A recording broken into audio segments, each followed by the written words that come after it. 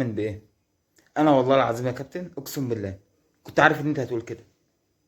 انا كنت عارف ان انتوا في الاخر هتطلعوا تقولوا كده. هي المشكله في الاهلي اللي طلب اللعيبه بتاعته، وقفنا جنب الاهلي. في الاخر احنا خسرنا وشلنا الليله كلها فوق راسنا. انا عارف ان هو ده اللي هيتقال. كابتن حازم، انت لاعب كبير، كبير قوي. محدش فينا يختلف على مهاراتك وعلى فهمك للكوره. مش عيب يا كابتن؟ مش عيب؟ انت مش مستعيبها؟ والله انا كسفت لك. والله اول ما سمعتك بتقول كده اتكسفت لك بجد. مش عيب؟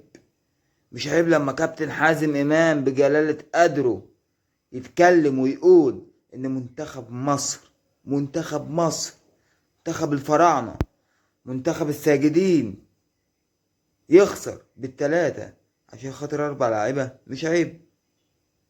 ما استعيبتهاش وانت بتقولها؟ ما اتكسفتش؟ ولا هي الليلة كلها في ان انا مش هساعد الاهلي تاني؟ مع انك ما ساعدتنيش ولا حاجه ولا عملت اي حاجه. انت ده ماتش ودي ملوش لازمه. ماتش ودي ملوش لازمه. زي ما عملت قبل كده مع الزمالك، كان في ماتش رسمي للزمالك طلعتهم من المعسكر عشان خاطر ماتش ودي للزمالك. عيب يا كابتن، عيب يا كابتن لما تقول حاجه زي كده. عيب والله، عيب. منتخب مصر ده اسم كبير. غلط، مش حلو لما 4 لعيبه يكونوا سبب في هزيمته. مش حلوه.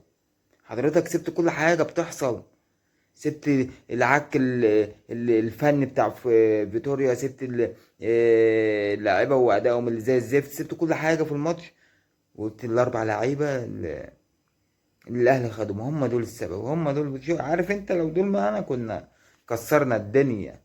آه. لك الله يا منتخب. يعني مش عارف والله.